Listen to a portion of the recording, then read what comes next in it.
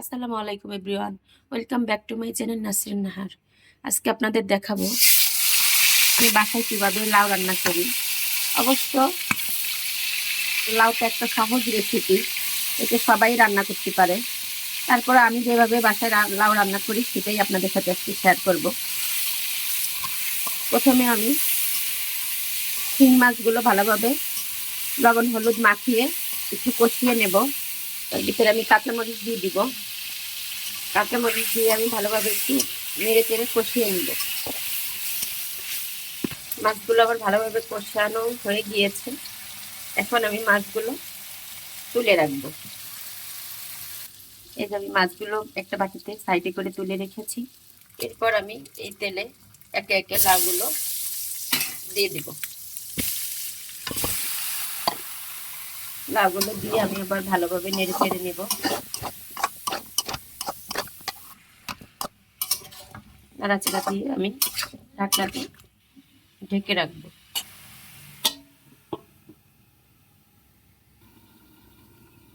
ঢাকনা উঠিয়ে আমি 1 চামচ লবণ দিয়ে দেব। লবণ দিয়ে আমি আবারও নেড়ে চেড়ে নিব।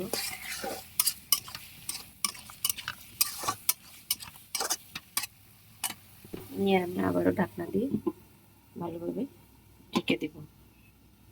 আমি মাছ কষানোর আগে এই পেঁয়াজ রসুন জিরা গুলো আমি ভালোভাবে ভেজে একটা পাত্রে তুলে রেখেছিলাম।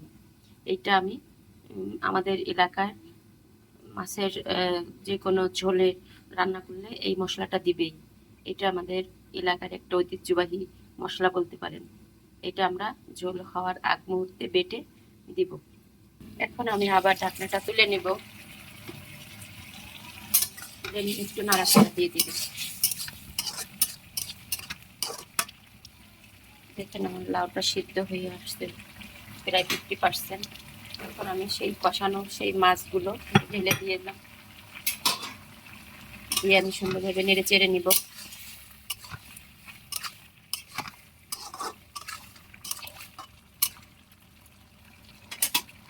নাড়াচাড়া দিয়ে আমি আবার ঢেকে দিব। আমি ঢাকনাটা উঠিয়ে আবার সুন্দর করে নেড়ে চেড়ে দেখবো লাউটা একবারে পুরোপুরি সিদ্ধ হয়েছে কিনা।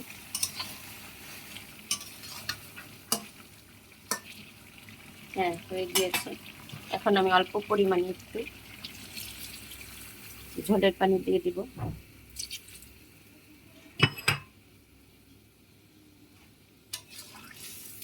দিয়ে আবার একটু নাড়াচাড়া করে নিব।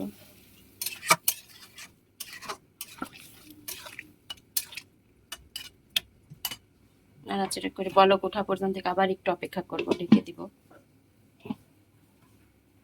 আমি এই যে আবার ঢাকনাটা খুলে আপনাদের দেখাচ্ছি কি অবস্থা তরকারির। দেখেন তরকারিটা হয়ে গিয়েছে প্রায়। এই সেই মশলাটা যেটা আমি ব্লেন্ড করে নিয়েছি, এটা আমি এখন দিয়ে দিব।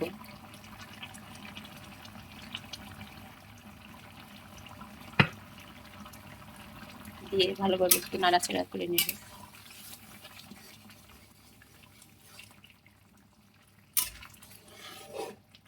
এভাবে আপনারা রান্না করে খেয়ে দেখবেন, অনেক মজা লাগে। অন্তত এই মশলাটার জন্য তরকারির ফ্লেভারটা অন্যরকম আসে। তারপরে আমি কিছু টমেটো দিয়ে দিব, ধনের পাতা কুচি দিয়ে দিব। সুন্দরভাবে নেড়ে নেব। সুন্দর করে নেড়ে নিয়েছি। দেখেন আমার তরকারি হয়ে গিয়েছে। আপনাদের যদি ভালো লাগে তাহলে আমি যেভাবে লাউ আর শিং মাছ দিয়ে তরকারি রান্না করেছি এভাবে রান্না করতে পারেন। আর যদি আমার পেজটা আপনাদের ভালো লাগে বা ইউটিউবে এই যে মাঝে মাঝে রান্নার রেসিপি দিই, যদি আপনাদের ভালো লাগে তাহলে আমার ইউটিউবে যে সাবস্ক্রাইব করে আসবেন এবং আমার ফেসবুক চ্যানেলে যে আপনারা ফলো এবং লাইক কমেন্ট করে আসবেন। আল্লাহ হাফেজ।